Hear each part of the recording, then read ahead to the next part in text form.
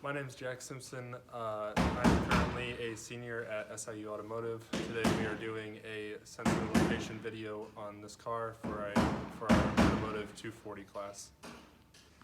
Hi guys, my name is Joseph Solis. I'm also in automotive, currently in the Auto 240 class with engines. As he talked about earlier, we're going to be working on this 2021 GMC Terrain. It is a 1.5 liter turbocharged engine. It is one of the nicest cars we got in the shop right now, so very excited to work on it, and we got a good amount of stuff that we'd like to tell you about this car. Alright, for our first component location, we're going to be the diagnostic scanner, or OBD2 scanner. It's going to be located driver's side under the steering wheel, right here.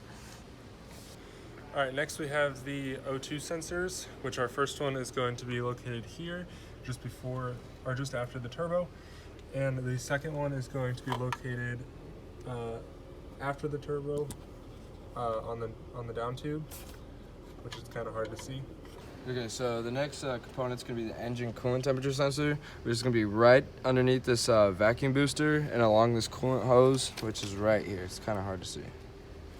Alright, so the throttle position sensor, the idle air control, and the throttle actuator control are all built into this component here that runs off the plug there.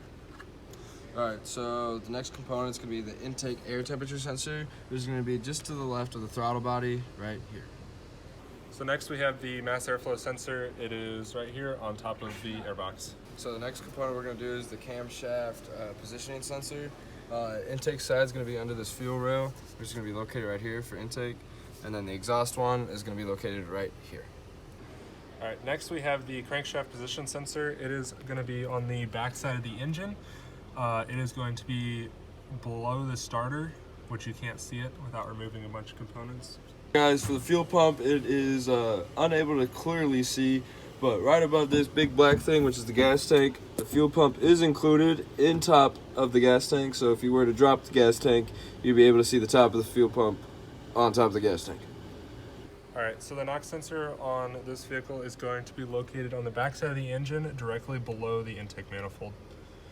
Alright, so basically the fuel filter is going to be located on top of the fuel tank in the same location that the fuel pump is located in. Unfortunately, you'd only be able to see it if we drop the fuel tank. Alright, next we have the PCM. It is located here on the left side of the battery. Okay, for the next component is going to be the acceleration sensor, which is going to be located on top of the gas pedal. So it's kind of hard to see because of the lighting, but it's right up here next to the gas pedal. Alright, so next we have the fuel injectors. They're going to be located below the fuel rail to the left of the spark plug for each cylinder. Okay, so the next component is going to be the MAP sensor. Our MAP sensor on this vehicle is going to be also built into our air temperature sensor, which is located next to our throttle body.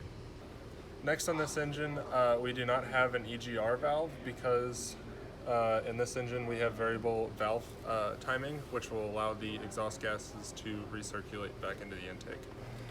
Alright, so next we have the fuel pressure test fitting. It is going to be underneath the pressure manifold, or underneath the intake manifold. If you follow this line all the way down, it'll be underneath the Alright, so what we're doing is, say you have a problem with the coil pack on cylinder number 2, what you're going to do is you're going to back probe into the connector to figure out where the issue is at. Then you're going to ohm out over to the connector on the PCM, which is located on the side of the battery. What you're going to then do is you're going to back probe into the wire that is suggested on the chart with all the pinout locations. Okay, so basically when it comes to drag testing, especially like on basically all vehicles, your PCM and the connector, the points inside and the pins inside this are very delicate. So we did remove the PCM off of its base.